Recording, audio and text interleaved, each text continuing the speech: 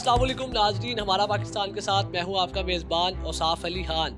आज हम आपको मिलवाएंगे आमना उमर से, जो एक जादू से लड़कियों की ज़िंदगियां तब्दील कर देती है, उनका खुलिया तब्दील कर देती है, उनको एकदम चेंज कर देती है। एक ऐसी बाहिम्मत, एक काबिल फ़ख्र पाकिस्तान की बेटी से मिलवाएंगे जिसने पर्दे में रह कर इतना नाम कमाया है, इतना फेमस उनका ये सैलून हो चुकी है। पहले उनको कोई जॉब नहीं देता था, पहले उनको कोई अपने पास काम नहीं करने देता था, उनके खुली की वजह से, उनके हिजाब की वजह से आज लाहौर की, पाकिस्तान की हर बड़ी सैलून उनको अपने पास हायर करना चाह रही है। उनकी कोशिश है कि वो उनके पास आके काम करें, चाहे जितने मर्जी पैसे ले। आज आपको मिलवाते हैं आमना उमर से, जानते हैं उनकी स्टोरी, उन्हीं की ज़ुबानी। जी आमना, ज़रा बताइएगा अपने बारे में। आपका ये सारा स्ट्रगल, ये सारी स्टोरी, ये क्या सब कैसे हुआ, थोड़ा सा बताइए। 5 साल पहले सब कुछ स्टार्ट हुआ। मुझे मतलब वैसे तो मैं मेडिकल की स्टूडेंट हूँ, तो माली हालात की वजह से मैंने उसको थोड़ा स्किप कर दिया। उसके बाद मेरे पास यही काम था कि मैं मेडिकल क्या पढ़ी थी आप? मेडिकल में मैं नर्सिंग कर रही थी शेख ज़ैद में, गायनोकोलॉजिस्ट में, और 1 वार्ड में हुआ करती थी मैं। तो बस फिर वो नहीं हो सका तो मैंने उसको स्किप किया। मैंने मेरी शादी कर दी घर वालों ने, फिर मैंने उसके बाद सिंपल BA किया और साथ साथ मेरा ये जो शौक़ था सैलून का, मैंने इसको जारी रखा।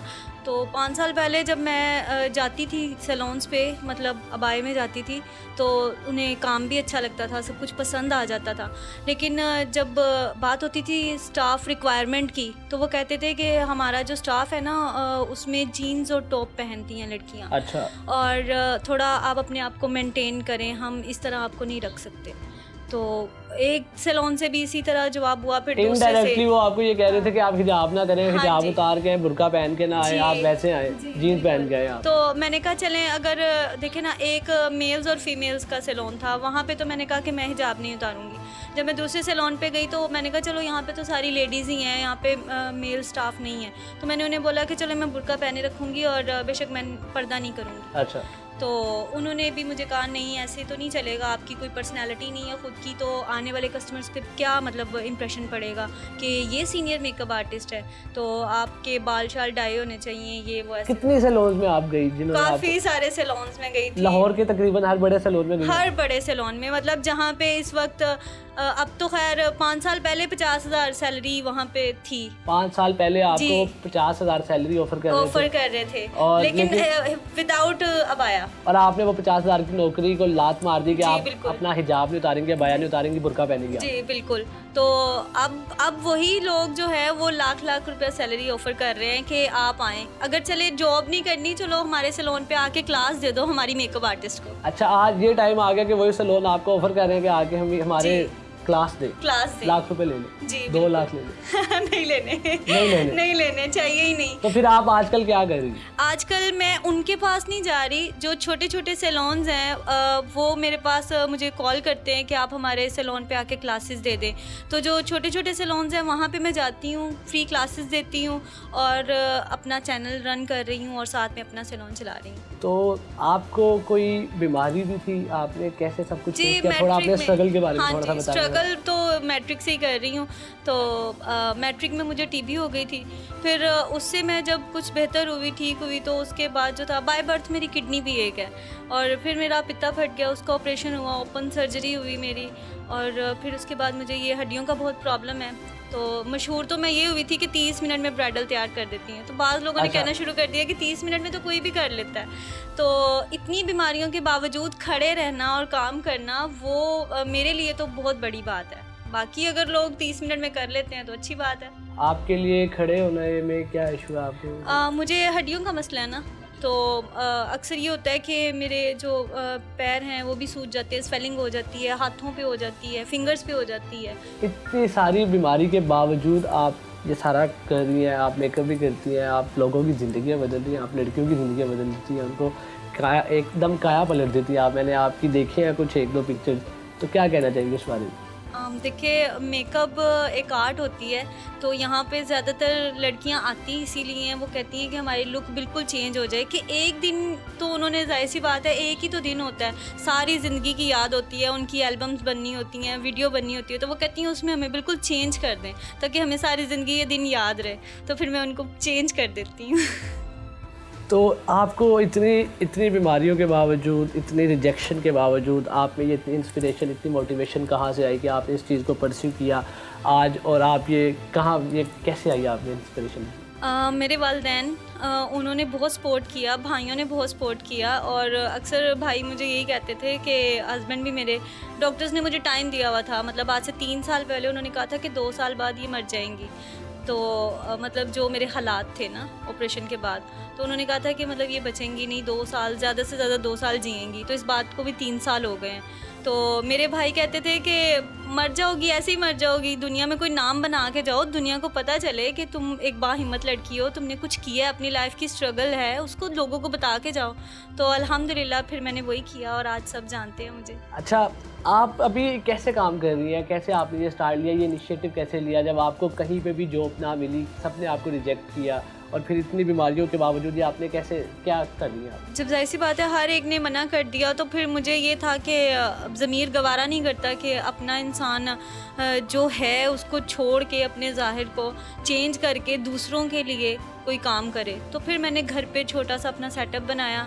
मैं बेड पे लिटा के लड़कियों को तैयार किया करती थी। फिर अच्छा, बेड पे लिटा के स्टार्ट आपने ऐसे किया कि आपने अपने रूम में बेड पे लिटा के स्टार्ट किया? अपने रूम में बेड पे लिटा के फिर मैं उनको तैयार करती थी शादी के बाद।